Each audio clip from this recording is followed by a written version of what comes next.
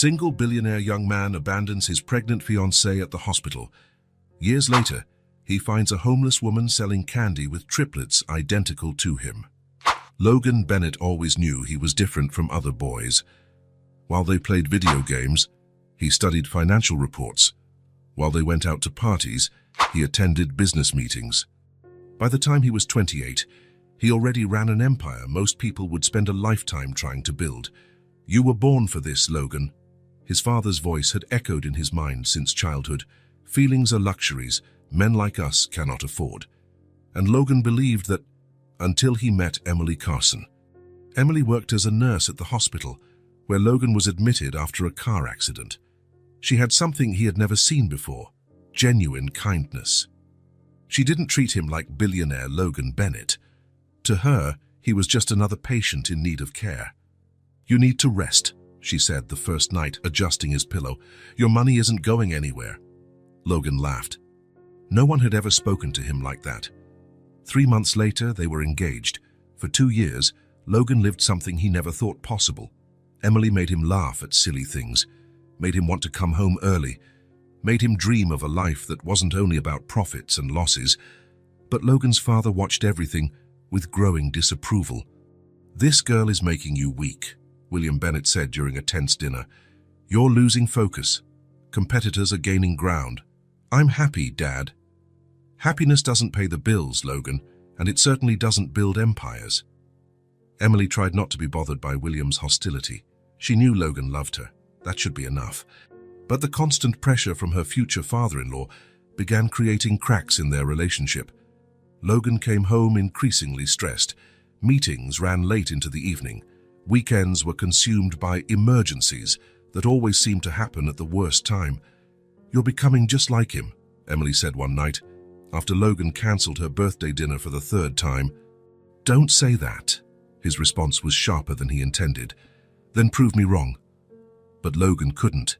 Each day, his father's words made more sense. The business really was suffering. Maybe Emily really was a distraction. Then came the news that would change everything.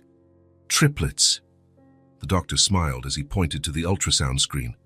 3 healthy boys. Emily held Logan's hand, her eyes shining with joy.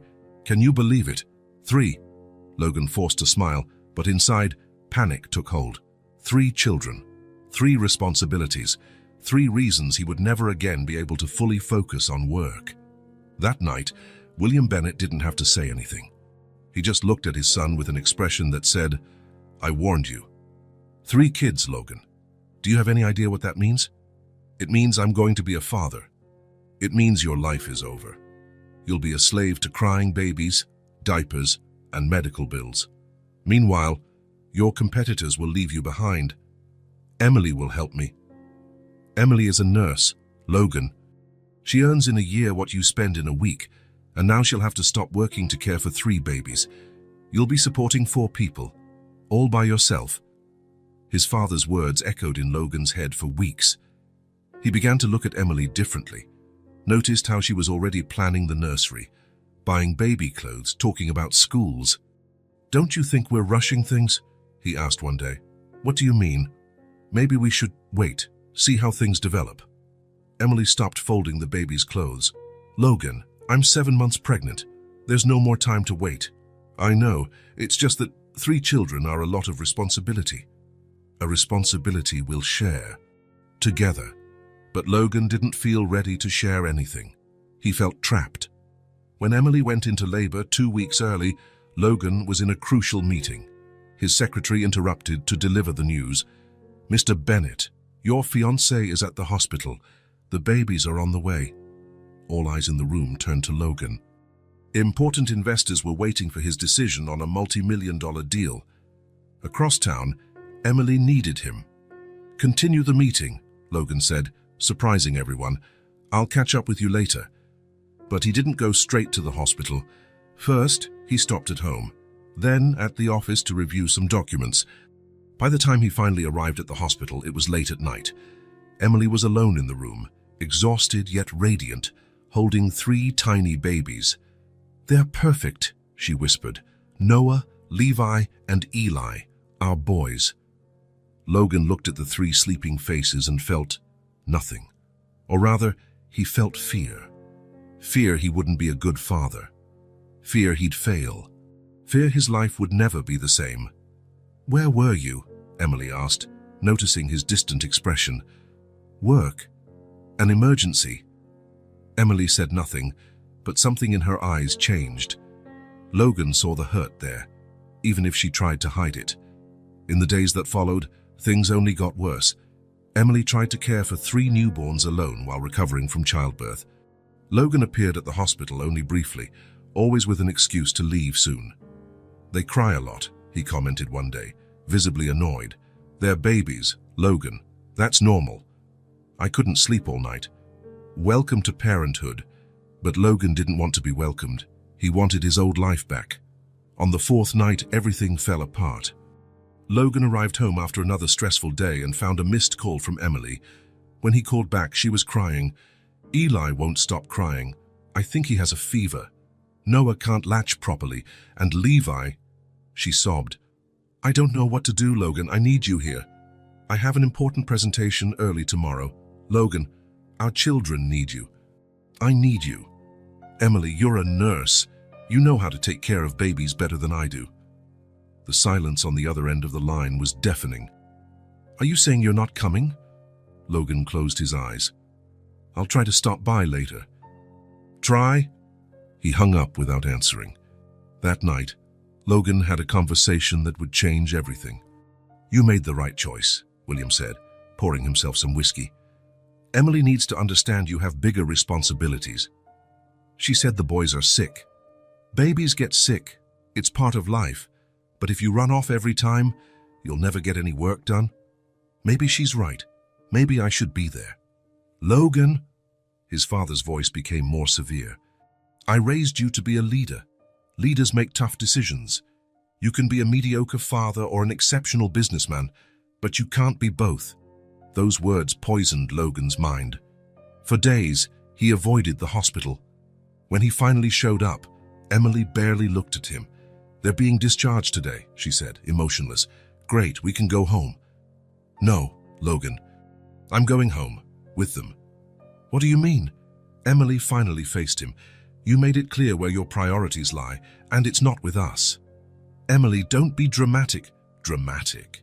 She laughed, but there was no humor in it. "I spent a week caring for 3 newborns by myself while you were working. I called begging for help and you ignored me. What do you want me to call it? I was building a future for us." "No. You were running away from responsibility, and I'm not going to raise my children waiting for a father who'll never show up." Logan felt the floor drop from under him. "You can't keep me from seeing my kids. I won't keep you from anything, but I also won't wait for you anymore. If you want to be part of their lives, you have to prove you deserve it." Emily gathered the baby's few belongings and headed for the door. Logan could have run after her, could have apologized, could have promised to change. Instead, he let her go. In the months that followed, Logan threw himself into work with an intensity that impressed even William. He closed record-breaking deals, expanded the company into 3 new countries, won Entrepreneur of the Year awards. But in the silent early morning hours, when he couldn't sleep, he found himself thinking of 3 little faces he barely knew. Wondered if Noah was still having trouble nursing, if Eli still cried a lot, if Levi smiled when someone made funny faces. Emily had completely disappeared. She moved out of the apartment they shared and left no address behind. Logan hired investigators, but she seemed to have vanished. "It's better this way," William would say whenever Logan mentioned the children. "Now you can focus on what really matters." But Logan began to doubt his father was right, especially when he woke up in the middle of the night with a tightness in his chest, feeling he had lost something far more valuable than any business deal. He just didn't imagine he would soon discover where Emily and the boys were, and that the reality would be much worse than any nightmare he could have imagined. Emily Carson always knew life wasn't going to be easy. She lost her parents in a car accident at 16 and had learned to rely only on herself. She worked hard to earn her nursing degree, saving every penny to have a place of her own. When she met Logan, for the first time in years, she allowed herself to dream of having a family. of stability, of love. What a fool she had been. Now standing at the hospital door with 3 babies in her arms and a bag carrying her only possessions, Emily faced a brutal reality. She was completely alone. She had no family, no home. The apartment belonged to Logan, no savings. Every penny had gone to medical exams and baby supplies, and she had nowhere to go. "It's all right, boys," she whispered to the 3 tiny bundles who were now her entire family. "We'll figure this out together." The first days were the hardest of Emily's life. She managed to stay 3 nights in a cheap motel, but the money ran out quickly. With 3 babies to feed and care for, she could barely sleep, let alone work. She tried a few shelters, but they all had enormous waiting lists. She asked for help from some of her former hospital co-workers, but most barely knew her and couldn't take on the responsibility of a single mother with triplets. And that's how Emily Carson, at 26 years old, ended up living on the streets with 3 2-month-old babies. At first, she still had hope. She thought it would be temporary, that she'd find a solution, that maybe Logan would change his mind and come looking for them. But weeks turned into months, and hope turned into bitterness. Emily learned to survive in ways she never imagined. She discovered which churches offered free soup on Sundays. She learned where to get donated diapers. She discovered that some people were generous enough to give a bit of spare change when they saw a young mother with 3 babies. And that's how she started selling candy at a traffic light, not by choice, but out of necessity. With the boys strapped to her in makeshift carriers made of cloth, Emily spent hours under the sun or in the rain, offering candy to drivers who, most of the time, wouldn't even roll down their windows. "Please," she learned to say with the right tone, neither too desperate nor too proud. Candy, gum, cold water. Some days were better than others. Some drivers bought multiple candies and left her the change. Others ignored her completely or, worse, made nasty comments about young people having children they can't afford. Emily learned to swallow her humiliation along with her hunger. The boys grew up seeing the world through car windows. Noah was the quiet one, watching everything with eyes too serious for a baby. Levi smiled at anyone who looked at him, as though he still believed the world was a good place. Eli cried more, as if sensing his mother's constant tension. At night, Emily fed them with formula she managed to buy with the day's earnings. The 3 of them slept huddled against her, under a highway overpass on the outskirts of the city, protected only by a piece of tarp she had found at a construction site. "Mommy will figure it out," she whispered to them on cold nights. "Mommy promises she'll figure it out." But the months turned into years, and a solution never came. Emily completely shut herself off from any possibility of a new relationship.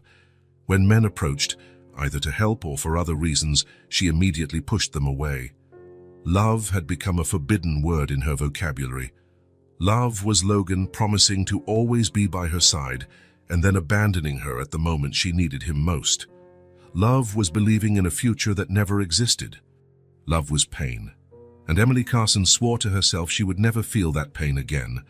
The boys became her only reason to go on, even on the hardest days, when she was so hungry she could barely stand.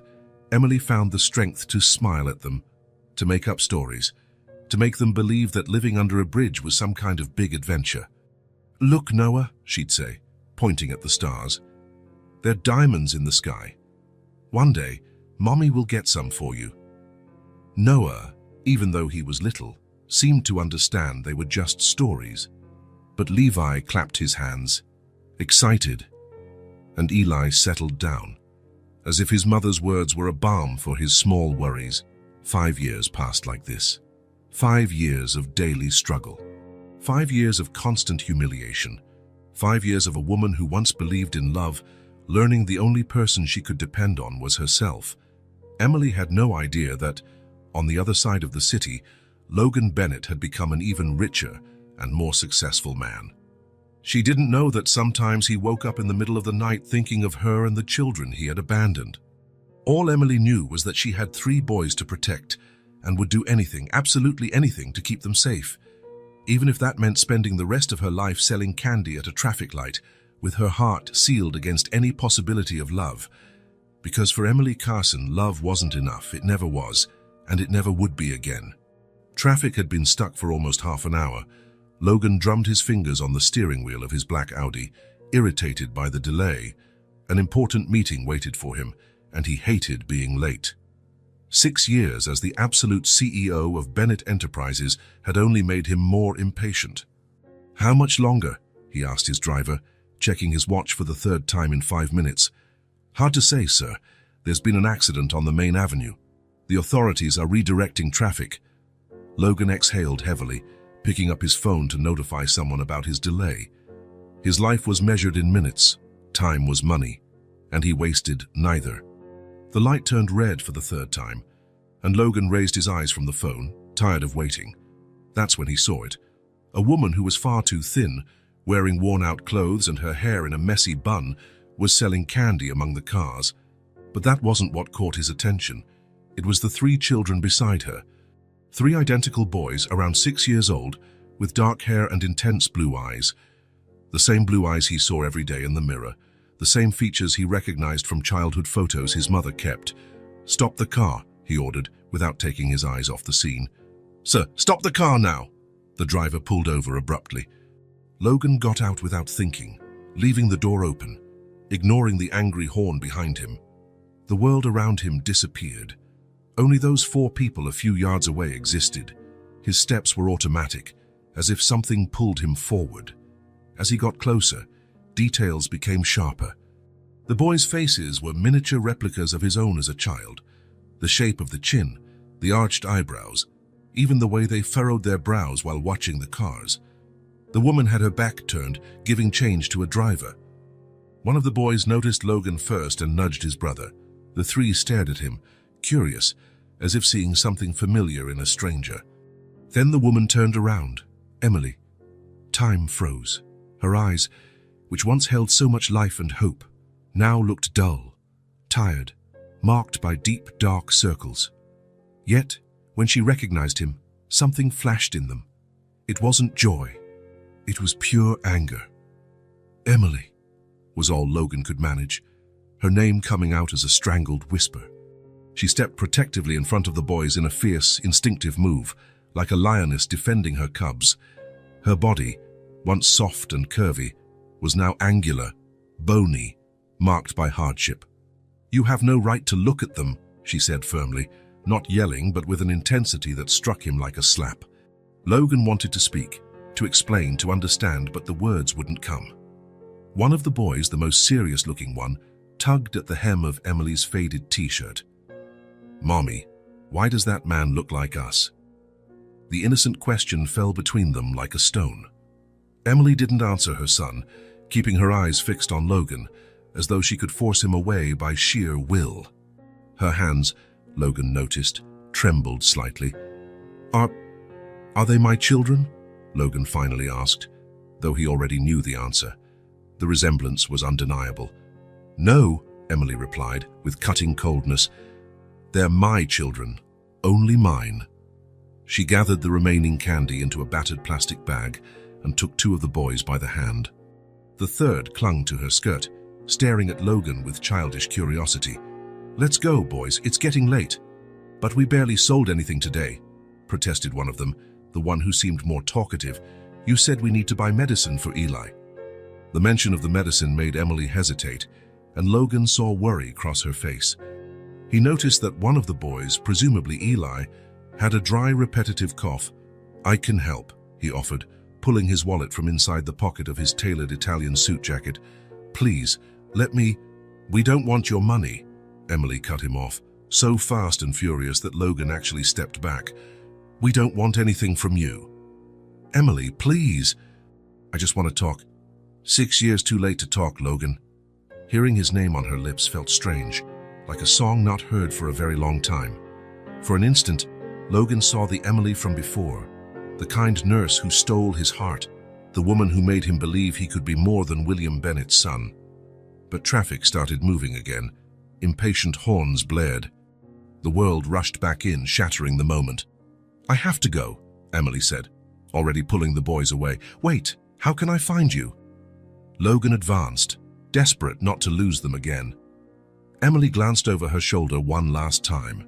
Her eyes reflected 6 years of struggle, sleepless nights, and constant worry.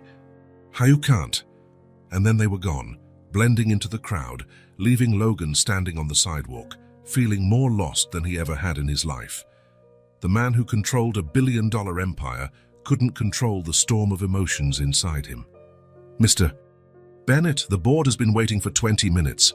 Logan barely heard his secretary. He was in his office, staring at nothing, replaying that morning's encounter in his mind. The image of Emily, thin and hardened by life, wouldn't leave his thoughts. And the boys, his children. Children he had never met, who grew up not knowing their father. Mr. Bennett, cancel, he finally said, his voice sounding distant even to himself. Cancel everything today. But, sir, the merger with Tech Global, cancel everything. The shout was louder than he intended, causing the secretary to flinch.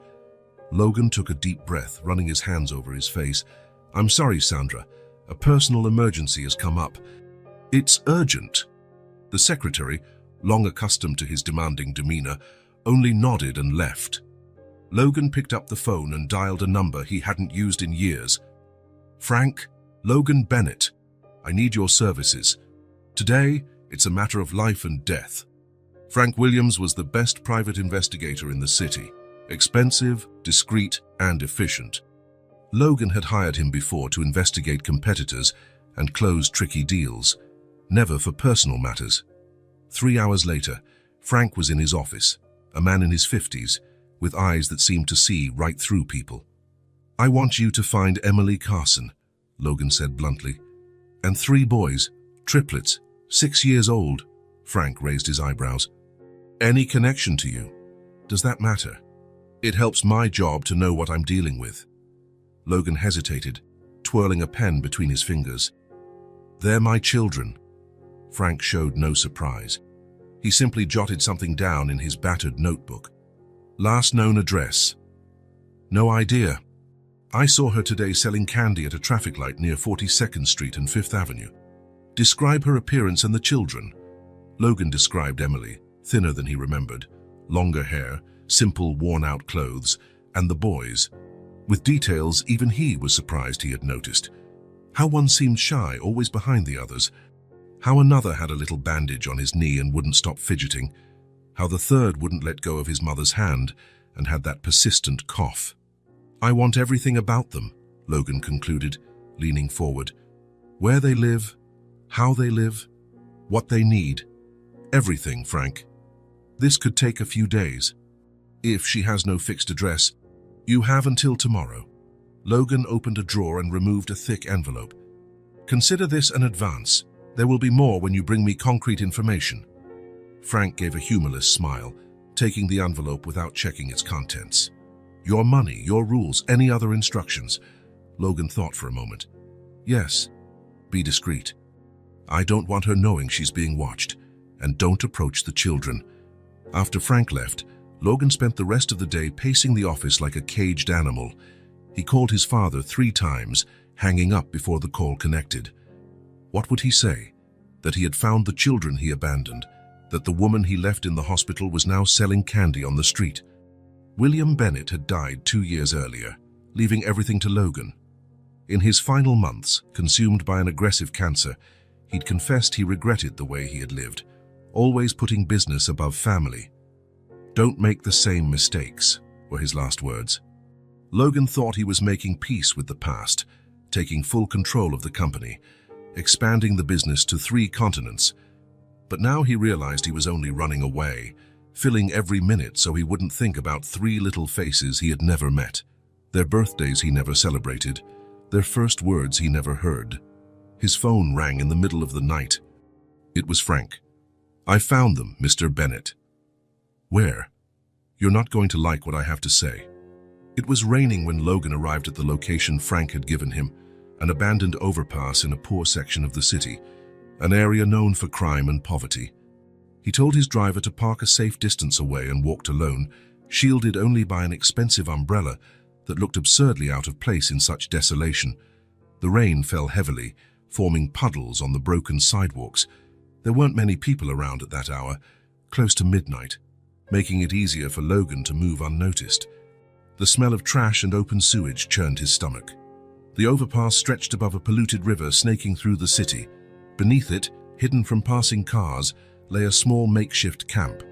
A ripped blue tarp, tied to a few beams, served as a roof. Cardboard pieces were laid out as flooring. Several boxes formed a barrier, an attempt at privacy. Logan approached cautiously. No one in sight. Maybe Frank was mistaken.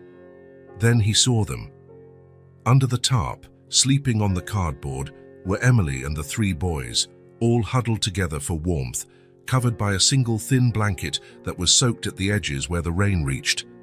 Around them were all their belongings, a few carefully folded clothes in an old backpack, a plastic container with what looked like food scraps, a bag of candy for selling, a few broken toys, a car missing a wheel, a small doll missing an arm, a children's book with crumpled, water-stained pages. The sight hit like a punch to the gut. Logan felt his legs give out. He dropped to his knees in the mud, not caring about his $1,000 pants. The umbrella slipped from his hands, rain now drenching his face, hair, clothes. For the first time in years, perhaps for the first time in his life, Logan Bennett, the ruthless billionaire who closed deals without blinking, felt the overwhelming weight of guilt. Her guilt so strong it physically hurt, as if something were tearing open his chest. Emily slept with her arms around the boys, even in slumber, trying to protect them. One coughed softly. Eli, Logan assumed. Another twitched restlessly, kicking at the blanket. The third buried his face in his mother's shoulder, seeking safety. "What have I done?" Logan whispered to himself, rain mixing with the tears now streaming uncontrollably down his face. My God, what have I done? 6 years. 6 years during which he amassed more money than he could spend in 10 lifetimes, while his own children slept in the open air. 6 years building an empty empire, while the woman he once loved fought alone to survive. 6 years missing moments he would never get back. The pain devoured him entirely. It wasn't just guilt, it was shame, regret, a terrible sense of lost time he could never recover, of lives destroyed by his cowardice. One of the boys, Logan couldn't tell which, stirred and opened his eyes for a second. For an instant, father and son looked at each other through the rain. There was curiosity in the boy's eyes, but no recognition. Why would there be? Logan was just a stranger to him, a stranger watching his misery. The boy fell back asleep, and Logan retreated slowly, afraid of waking them, afraid of causing more harm than he already had. He walked back to the car, soaked and forever changed. "Where to, sir?" the driver asked, startled by his employer's state. Logan looked once more at the overpass, at the family he had abandoned, at the life he might have had, at the 4 people sleeping under a torn tarp while he lived in a 4,000-square-foot penthouse. "Home," he replied hoarsely. "And tomorrow, I want you to take me to the best hotel in the city. Book the most luxurious suite they have, 2 bedrooms at least. Any special occasion, sir?" "And then," Logan continued, ignoring the question, "contact my realtor. Tell him to find a house, a real house, not one of those luxury apartments." "Any specifications, sir?" Logan closed his eyes, seeing again the children sleeping on cardboard. 4 bedrooms, a big yard, near a good school, safe, cozy. He paused. The kind of place where a real family can live, not just exist. The driver nodded, asking no further questions. After years working for Logan Bennett, he knew when his boss didn't want to talk. That night, Logan didn't sleep. He sat in the darkness of his empty penthouse, a glass of whiskey in his hand, making the decision he should have made 6 years earlier. He would no longer run. He wouldn't let Emily and the boys suffer another day. He would do whatever it took to fix what he had broken. Even knowing some things once destroyed never go back to what they were. But he would try. Even if Emily hated him forever, even if his children never called him dad, even if he spent the rest of his life proving that he had changed, Logan Bennett finally understood what his father tried to tell him on his deathbed. There was no empire worth having without people to share it with, no success that justified abandoning those who depended on you. At first light, he called Frank again. "I have another job for you," he said, his voice hoarse from a sleepless night. "I want you to buy clothes, food, medicine, Toys. Take everything to that address from last night when they're not there. They might refuse it, sir. She doesn't seem like the type who accepts charity. Then be creative.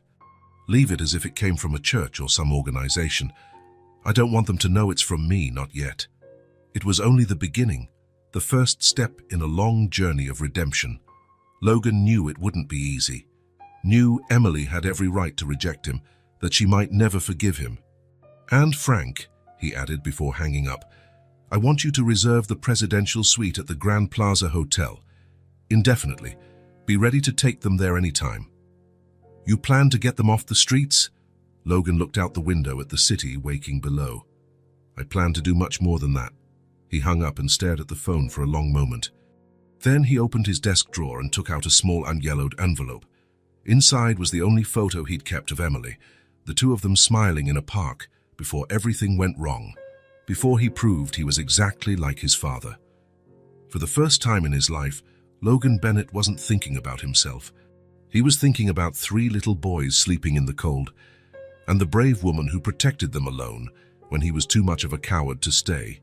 And that, more than any lesson his father ever tried to teach him, finally made him a man.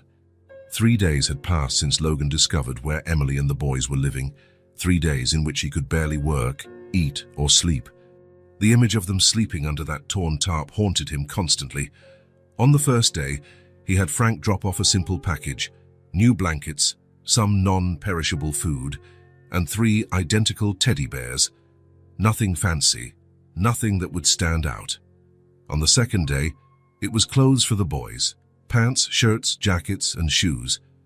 All in the right sizes, all decent quality but without flashy brands. And a coat for Emily, who he noticed was shivering in the cold mornings despite trying to hide it. Now, on the third day, Logan drove himself to the traffic light where he knew Emily sold candy. He parked far enough to avoid being seen but close enough to watch. The boys were wearing the new clothes, he noticed. A small victory. He waited until they left and followed them at a safe distance. They stopped in a small park. Emily sat on a bench while the boys played. They seemed more lively than on the first day, Logan noticed. Perhaps just sleeping better, free from the chill, made a difference. When Emily got distracted helping one of the boys tie his shoelaces, Logan signaled Frank, who quickly placed a bag near their belongings and disappeared. Inside the bag, fresh fruit, sandwiches, juice, and a small box of 3 toy cars. Logan watched from a distance as the boys discovered the bag, their little faces lit up at the food and especially the toys.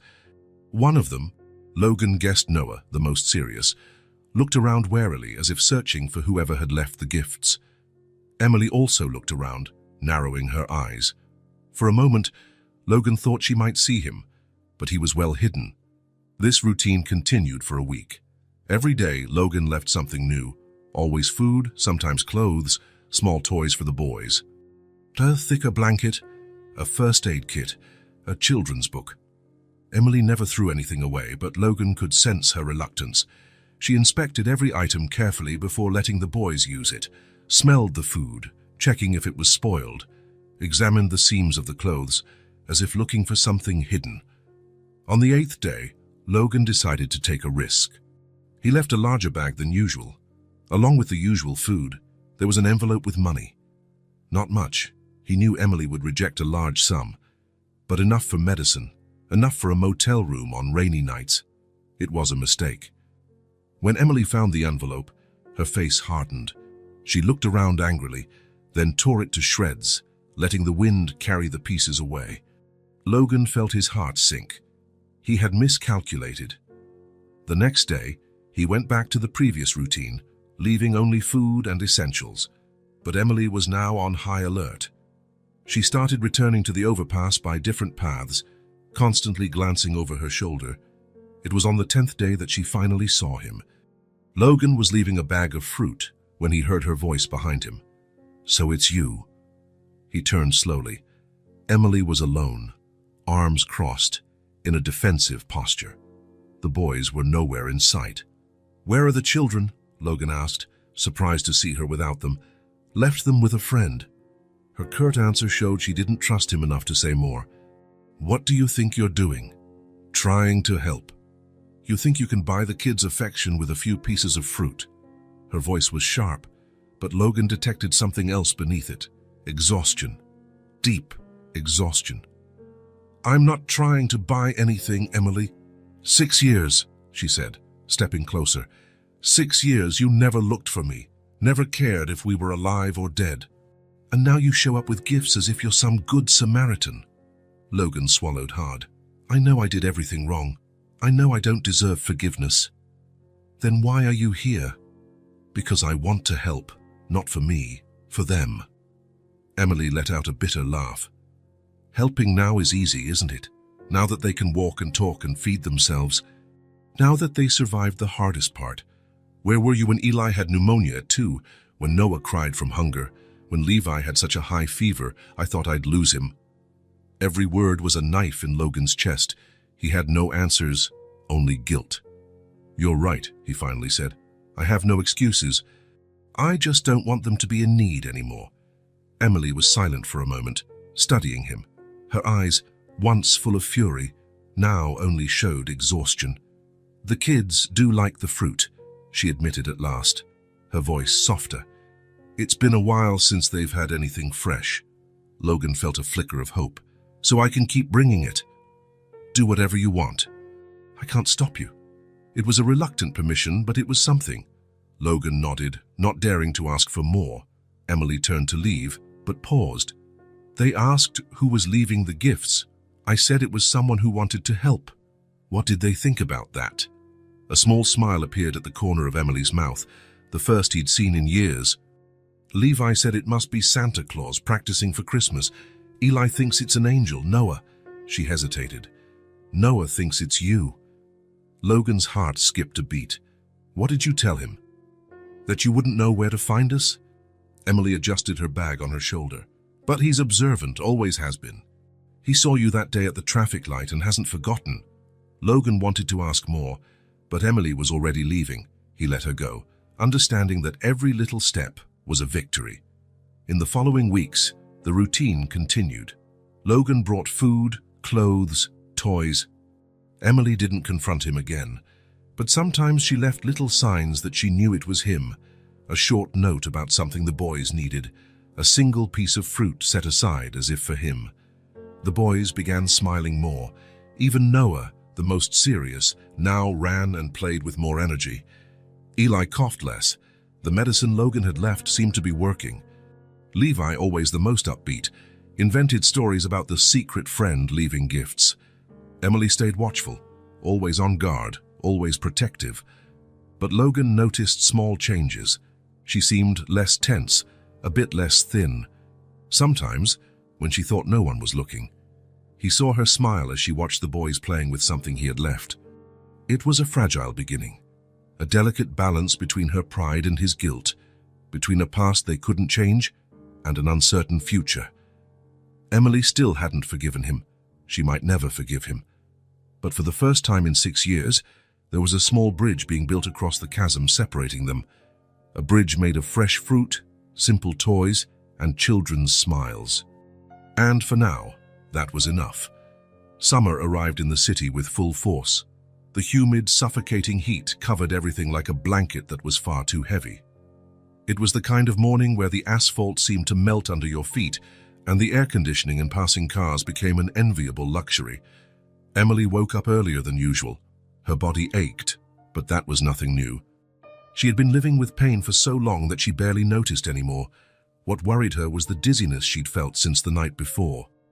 "Mommy, I'm thirsty," Eli mumbled, rubbing his sleepy eyes. Emily forced a smile. "I'll get you some water, sweetheart." She stood up slowly, leaning on the makeshift wall of cardboard boxes. Her vision went dark for a moment, but she took a deep breath and waited it out. She couldn't afford to get sick. She didn't have that luxury. "Come on, boys. Time to work." Noah was already awake, neatly folding the blanket as Emily had taught him. Always the most responsible, even at 6. Levi was still whining for just 5 more minutes, curled up like a snail. "Today we'll go downtown," Emily said, handing out pieces of the bread Logan had left the day before. "It's busier there." "But it's farther," Noah pointed out, ever practical. You said your legs were hurting yesterday. Emily ruffled her son's hair. Mommy's fine. And there are more wealthy people there who might buy candy. What she didn't say was that it was also closer to the hospital in case Eli had another asthma flare-up. The humid air wasn't helping, and they were running low on medicine. They packed up their few belongings and set off. The sun had barely risen, but the heat was already oppressive. Emily felt sweat trickling down her back as she walked, holding Levi and Eli's hands. Noah walked ahead, carrying the candy bag like a little grown-up. The walk downtown had never seemed so long. Every block made Emily's legs heavier, her breathing more labored. She stopped twice to rest, something she rarely did. "Mommy, are you okay?" Eli asked, his big eyes full of concern. "Just a little tired, sweetheart." Emily forced another smile. "This heat is tough today, isn't it?" In truth, she felt cold despite the sweat soaking her shirt. Her head throbbed, and dark spots rimmed her vision. But she kept going. She had to feed her children. They finally reached the busy corner Emily had chosen. Rushed executives, tourists with maps, locals annoyed by traffic, a good place to sell candy. "Noah, you take these candies. Levi, you take these. Eli, you stick with me today." Eli still had a slight cough, and Emily wanted to keep him close. The boys positioned themselves like little soldiers in a daily battle they knew all too well. The first 2 hours were reasonable. They sold about a third of the candy, enough to guarantee lunch. But the heat only got worse, and Emily felt worse by the minute. "Mommy, there's a man watching us," Noah whispered, tugging on her shirt. Emily turned slowly, knowing who it would be before even looking. Logan was on the other side of the street, inside his air-conditioned luxury car, watching, as he'd been doing almost every day now. She looked away. She didn't have the energy to deal with him today. The light turned red, and Emily stepped among the cars with Eli. "Candy, sir?" "Just $2 a pack." The driver ignored her, windows sealed against the heat and against her. Emily moved to the next car. That's when it happened. A wave of dizziness hit her so hard she staggered. The candy fell from her hands. She tried to steady herself, but her legs wouldn't respond. The world spun, colors blurring together. She heard Eli calling Mommy, as though from far away. Then darkness. Logan had been watching Emily and the boys for nearly an hour. This had become part of his routine in recent weeks. He didn't interfere, just made sure they were safe and that no one bothered them. He immediately sensed something was off. Emily looked paler than usual, unsteady on her feet. He saw her stop to rest twice on the way downtown, something he had never seen her do. "She's not well," he muttered to himself. When the light turned red and Emily crossed between cars, Logan leaned forward, tense. Something was wrong in the way she moved. Then she collapsed. Logan didn't think. In seconds, he was out of the car, running between vehicles, ignoring horns and curses. By the time he reached Emily, Eli was already kneeling beside her, crying. Noah and Levi were rushing over, fear all over their faces. "Emily!" Logan dropped to his knees, touching her face. She was burning with fever. "Emily, can you hear me?" She didn't respond. Her breathing was shallow, her pulse weak and fast. "What's wrong with Mommy?" Levi asked, tears streaming down his cheeks. "She's sick," Logan replied, scooping Emily into his arms. She was so light, so frail. "I'm taking her to the hospital. Come with me, quickly." The boys hesitated. Noah took a step forward, protective. "Mommy said not to go with strangers." "I'm not a stranger," Logan said, heart clenching at those words. "I'm a friend of your mommy from a long time ago, and she needs help right now." Noah looked at his brothers, then at Emily unconscious in Logan's arms. He made a decision with a maturity far beyond his years. "Let's go with him," he told his brothers. "Mommy needs a doctor." Logan ran back to the car, all three boys at his heels. He carefully placed Emily in the back seat. "Get in, all of you, hurry." The boys squeezed in beside their mother, small hands clutching hers as if they could keep her from slipping away. "Central Hospital," Logan ordered the driver. As fast as possible. The car sped through traffic, hazard lights flashing. Logan looked back at Emily. Her face was ashen, her lips almost white. How long had she felt this way? Why hadn't she asked for help? He knew the answer. Pride. The same pride that kept him from looking for her for 6 years. Is she going to be okay? Eli's small voice brought him back. Logan looked at the boy, his son, and felt a lump in his throat. Yes, she'll be fine, I promise. It was a promise he intended to keep at any cost. Central Hospital was the best in the city. The doctors recognized Logan immediately. The pediatric ward was named Bennett, thanks to a donation from his family. Emily was rushed to the ER. Logan stayed in the waiting room with the boys, all three so silent and scared it broke his heart. "You must be hungry," he said, realizing it was past noon. "Let's get something to eat while we wait." In the cafeteria, Logan watched how they ate slowly, politely, as if they were afraid the food would vanish if they weren't careful. Levi, usually talkative, was quiet. Eli barely touched his meal, his eyes constantly darting to the door. Noah watched Logan with wary eyes so much like his own. "Do you know the man who leaves gifts for us?" Eli asked suddenly. Logan swallowed hard. "Why do you ask?" "Because you smell like apples, like the apples that appear in the gifts." Logan didn't know what to say. He was saved by the doctor, who entered the cafeteria at that moment. "Mr. Bennett, may we speak in private?" Logan stood up. "Stay here," he told the boys. "I'll be right back."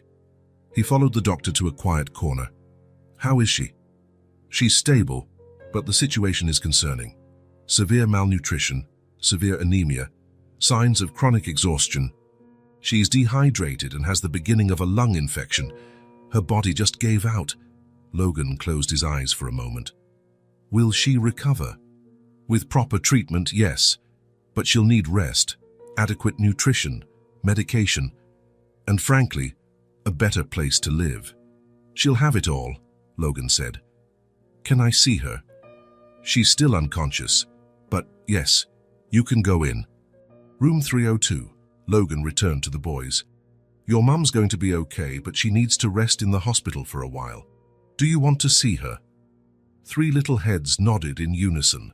Emily looked even smaller in the hospital bed, hooked up to tubes and monitors. Logan felt the crushing weight of guilt to see how thin she'd become. How had he not realized before how sick she was? The boys approached the bed hesitantly. Eli was the first to touch Emily's hand. "Mommy," he whispered, as if afraid to wake her. "We're here." Logan felt tears burn his eyes. He cleared his throat, trying to keep it together. "The doctor said she'll sleep for a few hours. She needs to rest to get better." "What about us?" Noah asked, ever practical. "Where do we stay?" It was a question loaded with meaning. Logan knew he couldn't take them back under the overpass. He also knew Emily would be furious if he made decisions for her children without permission. "Why don't you stay with me until your mom gets better? I have a hotel suite close by with comfy beds and a TV." He tried a smile. "And we can order pizza." "What's pizza?" Levi asked, curious. Logan's heart broke a little more. His children had never eaten pizza. "It's the best food in the world," he said, trying to sound excited. "You'll love it." The hotel was luxurious, but Logan had asked the staff to be discreet. The boys stared wide-eyed at everything: the chandeliers, the plush carpets, the mirrored elevator. In the suite, they froze at the entrance, as if they feared dirtying something. "Come in," Logan encouraged them. "This place is for you." Slowly, the boys stepped forward. Levi was the first to gather courage, running and jumping on the huge bed. "Head so soft," he yelled, laughing for the first time since Emily collapsed. Eli joined him, and soon even Noah relaxed a bit, testing how far he could sink into the sofa. Logan watched them, amazed. His children, his boys. How had he missed 6 years of their lives? He ordered pizza as promised and watched in fascination as they took their first bites, eyes widening at the taste. After dinner, Logan improvised bath time. None of the boys had ever used a bathtub, so he helped them, noticing with sadness their protruding ribs, the small bruises from a life far too harsh for such young kids. He dressed them in new pajamas he'd asked the reception to buy and told them a made-up story until all 3 fell asleep, exhausted by the day's turmoil. Logan watched them for a long time. Then he called the hospital. Any change in the patient in room 302? She woke up briefly, sir, asked about her children and went back to sleep. Thank you. I'll be there in the morning. Logan looked at the sleeping boys. Tomorrow he'd face Emily's fury. Tomorrow she'd probably try to take them away, go back to the streets, to the pride that kept her going. But tonight, just for tonight, his children were safe, clean, well-fed. And that was all that mattered. Emily woke up disoriented. The bright hospital light hurt her eyes. She tried to sit up, but her body felt like lead. Where? She murmured, her throat dry. Central Hospital, answered a familiar voice. You passed out on the street yesterday. Emily turned her head with effort. Logan was sitting beside the bed, dark circles under his eyes indicating he hadn't slept. Panic struck her like lightning. My children. Where are my children? Calm down, Logan said, standing up. They're fine. They're here. He opened the door a bit wider, and there they were, her 3 boys, cleaner than she'd ever seen them, wearing new clothes, freshly washed faces, and, most surprisingly, smiles. Mommy! Eli ran to the bed, followed by his brothers. You're awake! Emily felt tears in her eyes as she hugged them, too weak to squeeze as tightly as she wanted. They smelled like expensive soap and children's shampoo. We slept in a hotel, Mommy, Levi said excitedly. The bed was huge, and we ate pizza. And we took a bubble bath, Noah added more calmly, but just as excited. With foam. Emily looked at Logan, who stood back to give them space. She should be furious. She should yell at him for taking her children, for making decisions about them. But she couldn't. Not when she saw how happy they were. Clean, healthy, cared for better than she'd managed in years. Are they okay? She could only manage that question, her voice trembling. Logan nodded, understanding how profound that simple question was. They're great. They ate well, slept well. They're amazing kids, Emily. She closed her eyes for a moment, letting relief wash over her. When she opened them again, there was a new resolve there. It's not for you, she said softly, so only Logan could hear. It's for them. Logan understood instantly. It was the surrender Emily had sworn she'd never give, the acceptance of help she promised never to accept. I know, he replied simply. It's always been about them. Emily stayed in the hospital for a week. The doctors insisted she needed more time, but she refused. She was already too restless about depending on Logan's help for so long. I can't stay here forever, she told the doctor on the morning of the 7th day. I have 3 children to care for. Your children are being well cared for, the doctor replied, giving Logan a meaningful look from the doorway. And you need to fully regain your strength. Emily followed the doctor's gaze. Logan was there every day, bringing the boys to visit her, taking them away when she needed to rest. He seemed different from the man she had known years ago, less arrogant, more present. I feel better, she insisted, and I need to go back to my home. The word felt strange. She had no home. The doctor sighed. Ms. Carson, let me be frank. Your body is at its limit. Severe anemia, chronic malnutrition, the start of pneumonia. If you go back to the streets now, you'll be back here in less than a month. And maybe next time, we won't be so lucky. Emily lowered her head. She knew the doctor was right. She could feel the weakness in her bones, the constant fatigue that even a week of rest and proper nutrition hadn't cured. Emily, Logan took a step closer, hesitant. Could I talk to you for a moment, in private? She nodded reluctantly, and the doctor left the room. I know you don't want my help, Logan began, sitting in the chair beside the bed, and you have every right to hate me for what I did. But this isn't about me or you now. It's about the boys. Emily didn't respond, but he saw she was listening. I bought a house, he finally said. Nothing extravagant or flashy. A simple house, with enough bedrooms for everyone, a small yard where they can play. It's near a good school. Emily raised her eyes, surprised. You bought a house. For who? For you. For the boys. And for you if you want. Logan, I'm not asking anything in return, he hurried to say. I'm not trying to buy my way back into your lives. I just want you all to have a safe place to live. Emily looked out the window. Outside, autumn was tinting the trees with reds and golds. How long had it been since she'd had a real roof over her head? A place where she didn't have to worry about rain, cold, or dangerous people. "What happens when you get tired of playing the hero?" she asked quietly, her voice firm. "When the novelty wears off, and you realize being a father isn't as glamorous as you thought." The question hit Logan like a slap, but he kept his composure. He deserved every word. "It's not a game to me, Emily. The house will be in your name.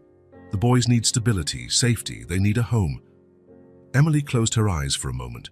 She was so tired of fighting, of being strong all the time. "Can I at least see this place before deciding?"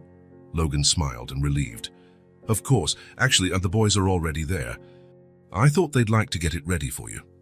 And the house was in a peaceful neighborhood, neither rich nor poor.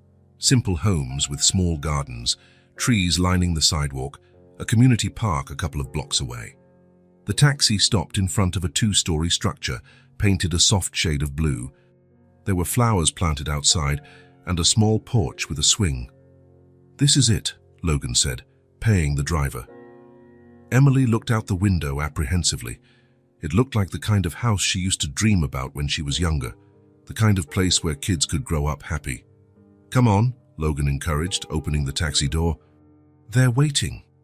Emily exited slowly, still feeling weak, leaning on Logan's offered arm without thinking. The familiar gesture, him supporting her as they walked, brought back memories she had tried to bury. Before they reached the door, it suddenly flew open, and 3 little whirlwinds came running out. "Mommy, Mommy!" "You came!" Eli was the first to reach her, throwing himself into her arms so hard she almost fell. "Careful, buddy," Logan laughed, steadying Emily so she wouldn't fall. "Your mum's still recovering." "Sorry," Eli mumbled, stepping back slightly but not letting go of Emily's hand. Levi danced around them, unable to contain his excitement. "Mommy, you have to see my room. It's blue, and it has glow-in-the-dark stars on the ceiling." Noah, always the most reserved, approached calmly, but his eyes shone. "We helped fix everything," he said proudly, "so you'd like it." Emily felt a lump in her throat. Her children looked different, not just cleaner and better fed, but more like children, freed from the constant worry she'd always seen in their eyes. "Let's go in," she said, letting them guide her inside. The interior of the house was simple but cozy, comfortable furniture, nothing ostentatious, warm colors on the walls. There were already photos of the boys hanging up. Logan must have taken them in recent days. "Come see the bedrooms." Levi tugged her hand excitedly. Emily climbed the stairs slowly, still getting used to standing after so long in the hospital. Upstairs, there were 4 bedrooms. The boys took her to theirs first. Levi's room was indeed blue, with stars and planets painted on the ceiling. There was a spaceship-shaped bed and shelves with carefully organized books and toys. "You like space?" Emily asked, surprised. She'd never had the chance to discover her children's individual interests. "Yes. Logan showed me a book about astronauts. I want to be one when I grow up." Emily looked at Logan, who was standing in the doorway, giving them space. Logan. Not Dad, just Logan. He seemed to understand the limits. Noah's room was green with a desk full of drawing materials. The walls were decorated with sketches he'd done in the past few days. "Did you draw all this?" Emily asked in wonder. Noah nodded shyly. "Logan bought me colored pencils, all kinds." Eli's room was red, with a small bookshelf and a teddy bear on the bed. "The teddy bear is so I don't have nightmares," Eli explained seriously. "Logan said it scares away monsters." Emily felt something strange in her chest, not anger, as she expected, but a reluctant gratitude. Logan had paid attention to each boy, their personalities, their fears, and their dreams. "And that room?" she asked, pointing to a closed door at the end of the hall. "It's yours," Noah answered, as if it were obvious. "We helped decorate it, but Logan said you can change anything if you don't like it." Emily looked at Logan again. He shrugged, almost embarrassed. "I thought you'd like to have your own space." The bedroom was simple and elegant, soft lavender walls, a large bed with a white comforter, curtains that let in sunlight, a small vase of fresh flowers on the bedside table, and on the wall opposite the bed, a framed photograph, her 3 boys smiling, taken recently. Emily felt her legs give way, and she sat on the edge of the bed. It was too much to process. "There's one more thing," Levi said, tugging her hand again. "The best part." The boys led her back downstairs and through glass doors to the backyard. There was a small fenced garden, a tree providing shade, a little swing, and a patch of grass where the kids could run. "It's safe," Noah explained, with the seriousness of someone who understands the value of safety. "It has a high fence. Nobody can get in. And we can play without you worrying," Eli added. The three ran across the grass, laughing, forgetting Emily for a moment as they enjoyed the simple freedom of having space to run. Emily watched them, feeling something inside her, something hard and cold that had formed over the years, begin to melt. "They've never had a yard," she murmured. "They deserve this," Logan said, standing next to her. "And so much more." Emily didn't reply. She just watched her children running, free and happy like she'd never seen them before. "How long," she began, unsure how to phrase her question. "How long can we stay?" "As long as you want," Logan replied. "The house is yours, Emily. The paperwork is in your name. Even if you don't want me in their lives, this house will always be theirs." Emily looked at him, searching for a catch, but she saw only sincerity in his eyes. "Why?" she finally asked. "Why now, after all this time?" Logan was silent for a moment, watching the boys. "Because I finally understand what I lost," he said at last. "And because I want to be the man they deserve as a father, the man you deserved 6 years ago." Emily folded her arms defensively. "I'm not ready to forgive you." "I know.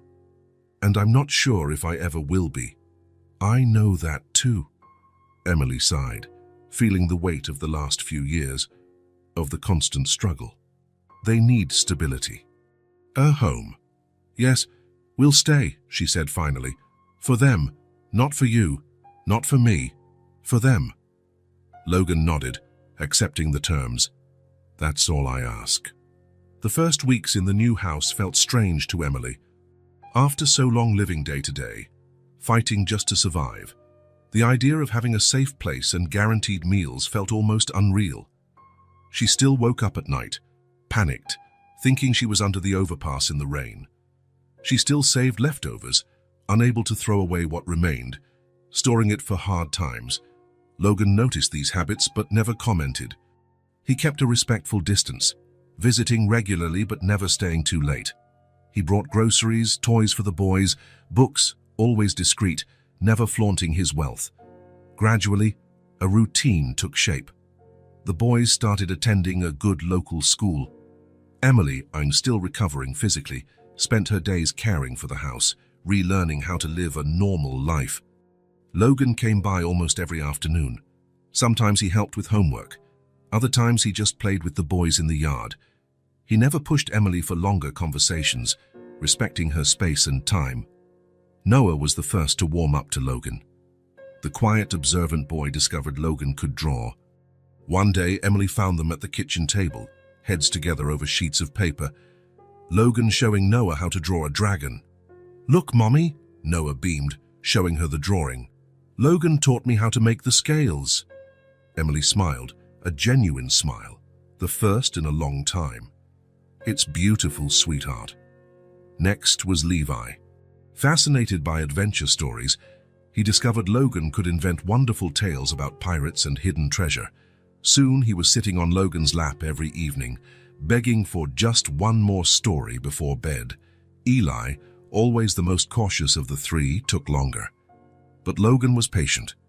He learned that Eli liked building things, so he brought small construction kits, blocks, trains, puzzles. He sat on the floor with Eli, building in silence, respecting the boy's pace. Emily watched all this from a distance, with a swirl of emotions. Seeing her children so happy was everything she ever wanted. But seeing them bond with the man who abandoned them before birth, that still confused her. There were moments, though, when she almost forgot the past, like when she heard them all laughing in the yard while playing soccer, or when she found Logan reading a bedtime story to 3 sleepy boys gathered around him. It happened one rainy afternoon, almost 2 months after they moved into the house, that something changed. The boys were playing in the living room while Emily cooked dinner. Logan sat on the floor with them, helping build a fortress of pillows. Levi, always hyper, climbed a stack of pillows and jumped off expecting Logan to catch him. But he miscalculated. He hit the corner of the coffee table, striking his forehead hard. The thud made Emily drop her spoon and race to the living room. Levi was on the floor, a thin trickle of blood running from his brow, his face frozen in that second before a big cry. Before Emily could reach him, Levi staggered up and ran the other way. "Daddy!" he wailed, throwing himself into Logan's arms. "It hurts." Time seemed to freeze. That word, "Daddy," hung in the air, fragile and precious. Logan was still for a moment, shock on his face. Then, sensing Levi's tears, he pulled him close, examining the cut. "It's okay, buddy," he murmured, voice tight with emotion. "Just a little cut, it'll heal soon." Emily grabbed the first aid kit while Logan calmed Levi. When she came back, Noah and Eli were clinging to Logan too, scared by the blood. "It's nothing serious," Logan assured everyone while Emily cleaned the wound and applied a bandage. "See, Mommy fixed it," Levi sniffled, wiping his tears. "Thanks, Mommy, thanks, Daddy." There it was again, that word, and this time Logan couldn't hide his feelings. His eyes shone with unshed tears, and he cleared his throat, turning away slightly. "You're welcome, buddy," he said in a rough voice. "How about we finish our fortress now?" The boys soon forgot the incident, back to their game. Logan excused himself, saying he needed the bathroom. Emily saw him hurry upstairs. Minutes later, when she went to get more pillows from Eli's room, she passed the bathroom. The door was slightly ajar, and through the gap she saw Logan sitting on the edge of the tub, face in his hands, silently crying. Emily paused, startled. In all the years she had known him, she had never seen him cry, not even when they broke up, when she left the hospital with the babies. Never. She moved away without a sound, an unfamiliar sensation in her chest. It wasn't forgiveness, not yet. But maybe it was the beginning of understanding. In the days that followed, Daddy became common in the boys' vocabulary. Levi first, then Eli, and finally even cautious Noah. It wasn't forced or rehearsed, it felt natural, like the empty space in their lives finally found a name. Emily didn't intervene. She didn't correct them. For the first time, she didn't feel anger hearing her children call someone else family. And when she watched from afar, seeing Logan tie Eli's shoelaces, or help Noah with a difficult task, or lift Levi into his arms after a fall, something inside her, a feeling long forgotten, began to stir again. Trust. She was still afraid, still not completely trusting. She still woke some mornings afraid it would all vanish, that they'd return to living under a highway overpass, that Logan would abandon them again. But each day, that fear shrank a little. And with every daddy she heard from her children's lips, another small crack formed in the wall she had built around her heart. 4 months had passed since Emily and the boys moved into the house. Winter arrived with frosty mornings and long nights. The house, once just a place to stay, began to feel like a true home. Emily watched snowflakes from the kitchen window as she prepared breakfast. Outside, our people walked briskly in heavy coats, braving the cold wind. She couldn't help but think about what this winter would have been like if they were still under the overpass. A shiver ran down her spine, unrelated to the temperature. "Mommy, do I have swimming class today?" Levi burst into the kitchen, still in pajamas, hair sticking up everywhere. Emily smiled, pushing aside the dark thoughts. "Yes, after school." "Eat your breakfast?" Soon Noah and Eli joined him, yawning and rubbing their eyes. It was amazing how much they had changed in a few months. Not just physically, they were taller, with healthy cheeks, but also in their demeanor. Noah no longer had to be constantly on alert. Eli no longer had that persistent cough. Levi was still Levi, but now he had room to be the energetic child he always was. "Is Daddy picking us up from school today?" Eli asked, biting into a piece of toast. Emily hesitated only a second before replying, "Yes, he said he would." It was still strange hearing her children call Logan Daddy, but she couldn't deny that he had truly become that for them. He showed up for every important moment, helped with homework, took them to the doctor, attended school meetings, everything a father should do. And most importantly, he never once broke a promise. If he said he'd be there, he was. For Emily, who knew the old Logan, the one who vanished when things got tough, this was perhaps the most significant change. The boys finished their breakfast and went to get ready for school. Emily stayed behind in the kitchen, lost in thought. The doorbell rang, snapping her out of her reverie. "I'll get it," Noah shouted from upstairs. Emily heard the door open and Logan's cheerful greeting to the boys.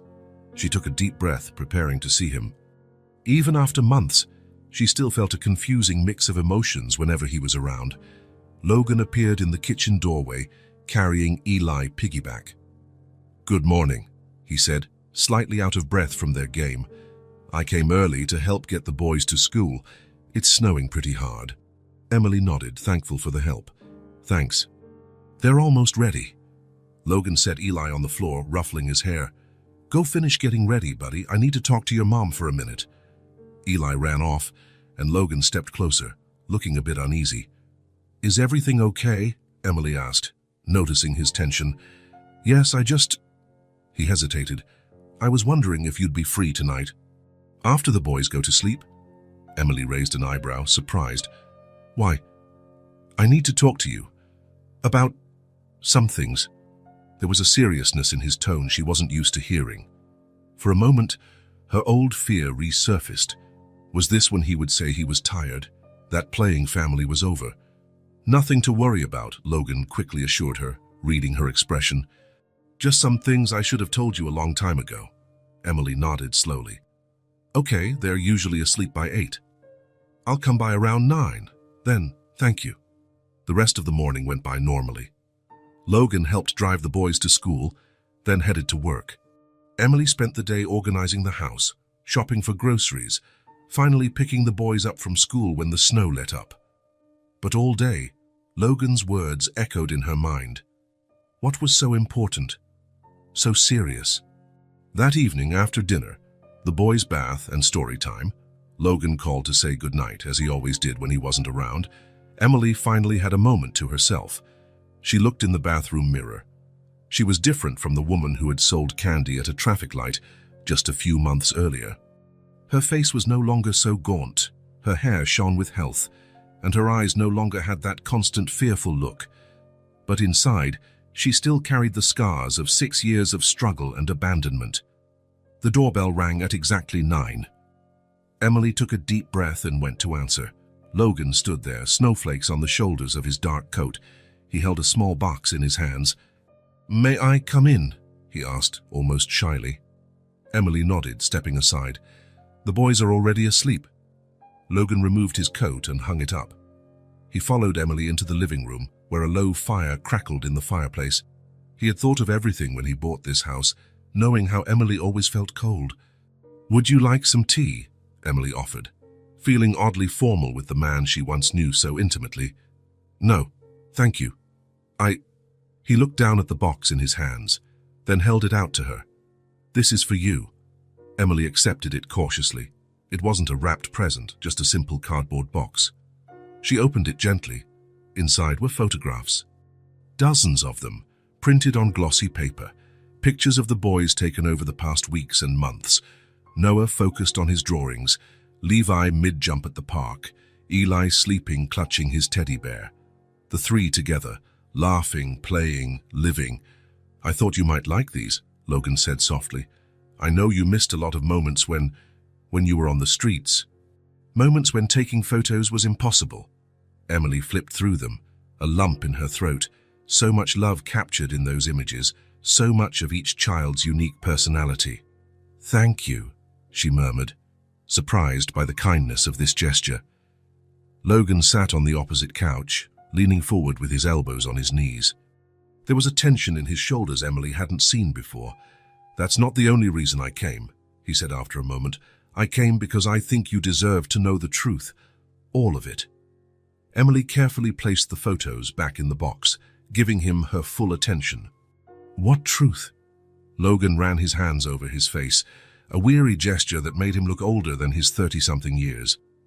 "About why I did what I did, why I left you all." Emily tensed up. They had never spoken openly about those days. They tiptoed around it like a wound still too raw to touch. "You don't have to—" "I do," Logan gently interrupted. "I've carried this inside for 6 years, and you deserve to know, even if it changes nothing." Emily nodded slowly, bracing herself for what he would say. Logan took a deep breath, as if summoning courage. "My father," he began, voice lower than usual. "William Bennett was a difficult man, demanding, cold. He built an empire by being ruthless in business and just as ruthless at home." Emily knew some of the story. Logan rarely spoke about his father in the old days. "I grew up hearing that feelings were weaknesses, that real men didn't show emotions, that success in business was the only measure of worth." Logan got up, restless, walking to the window. Outside, the snow continued falling silently. "I hated how my father acted," he continued, his back still turned. "I hated how he treated my mother, how he treated me. I swore I'd be different, that I'd never be like him."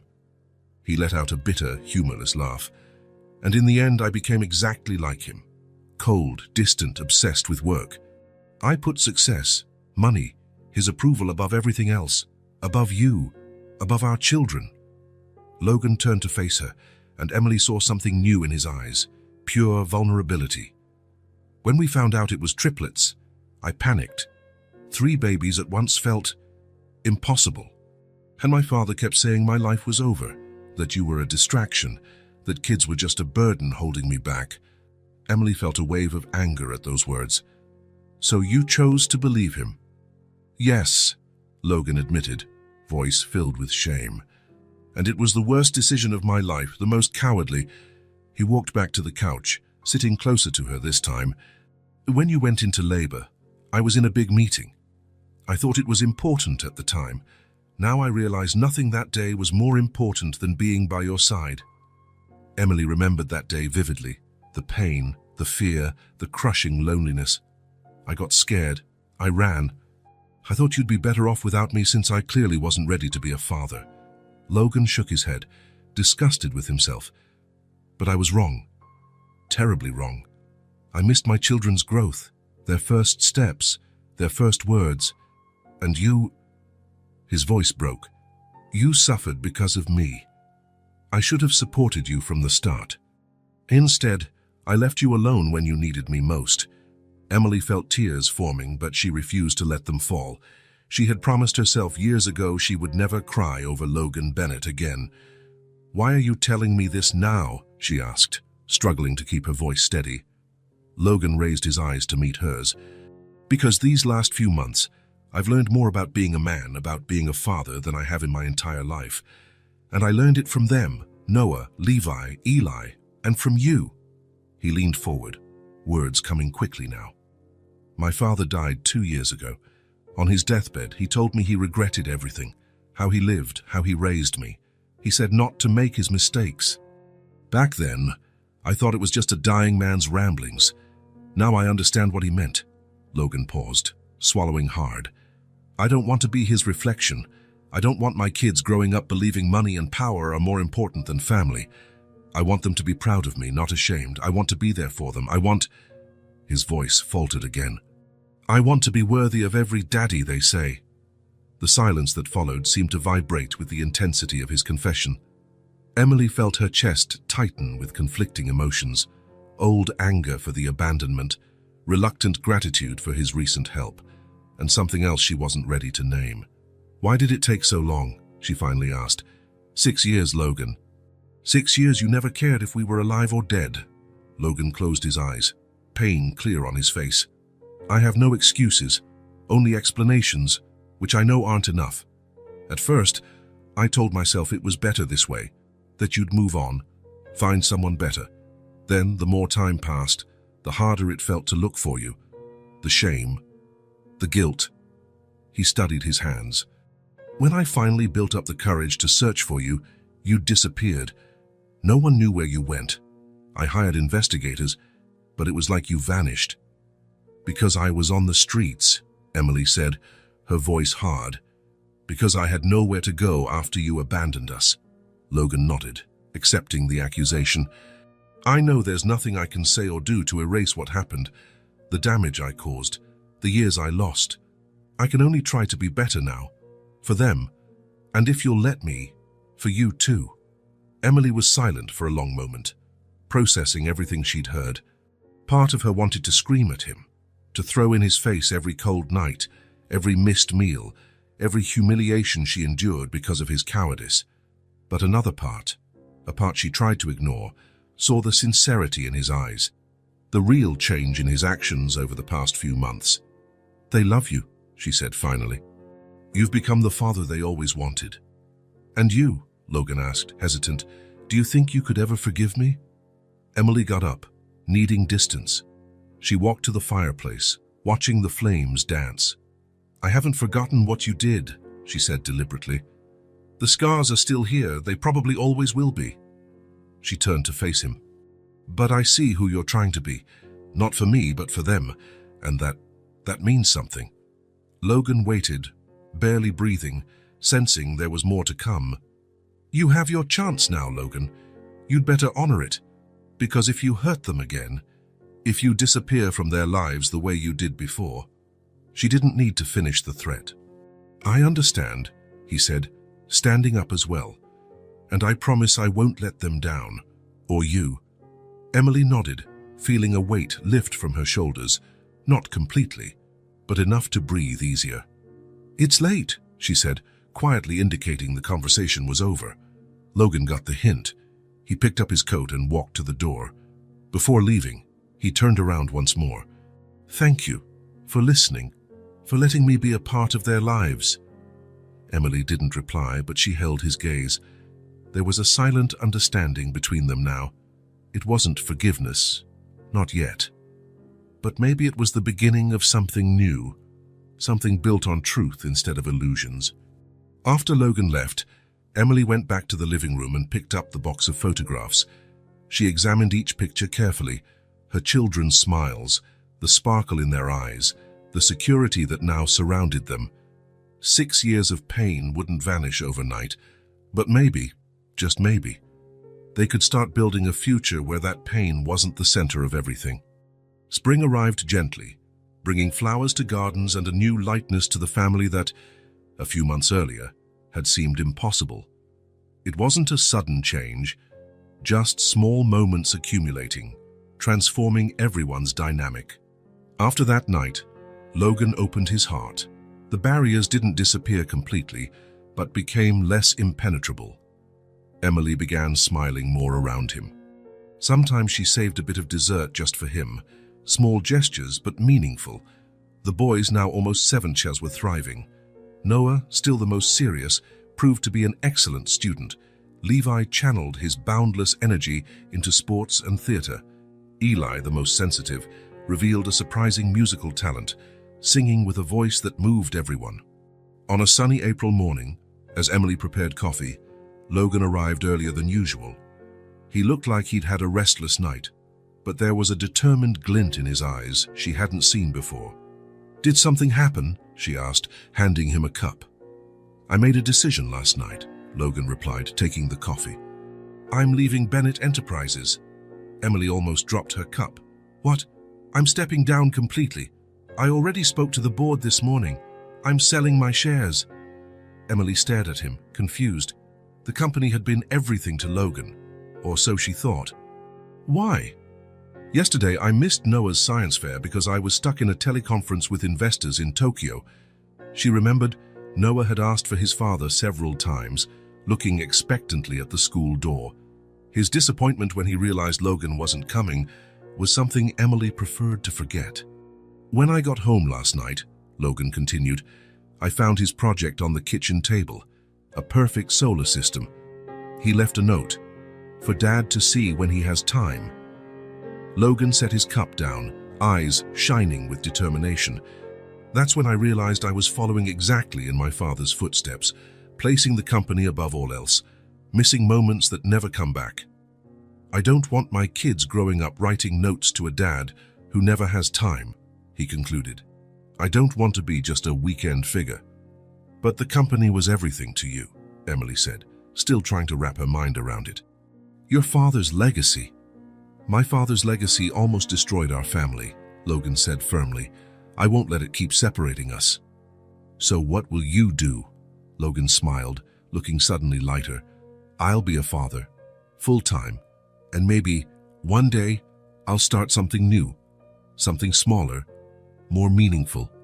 Something that lets me be there for every play, every game, every important moment." Emily felt a strange emotion rising in her chest. Seeing Logan consciously choose family over everything else, even the empire his father built, touched a part of her she thought had died long ago. That afternoon, when the boys came home from school, Logan was waiting at the door. It wasn't unusual for him to be there, but something about him was different. He wasn't checking his phone or looking rushed. He was simply present. "Daddy!" Levi shouted, running into his arms. "Hey, buddy!" Logan laughed, lifting him up. "How was school today?" "Look what I made in art class." Eli joined them, holding out a colorful drawing. "That's awesome, Eli. We'll hang it on the fridge." Noah approached more slowly, cautiously. "Did you see my science project?" he asked, hesitant. Logan knelt to meet his son's eyes. "I did. It's the best solar system I've ever seen. And guess what? I have a surprise for you." The three boys gathered around, curious. "Starting today, I'll be home every day when you get back from school. So I'll be at every game, every show, every meeting. I'm not missing anything anymore." "You're not working anymore?" Noah asked, always perceptive. "I'll work on something different, something that lets me be with you a lot more." "Promise?" Eli asked, his big blue eyes fixed on his father. "I promise," Logan replied, with a seriousness that even Emily, watching from the kitchen door, found moving. "And this time, it's a promise I'll never break." The following weeks brought a remarkable transformation. Logan was there for everything, helping with homework, making dinner sometimes, learning to manage the daily crises of three energetic boys. He discovered he had much to learn: how to calm Eli after a nightmare, how to redirect Levi's energy without driving everyone crazy, how to encourage Noah to open up more, to trust more.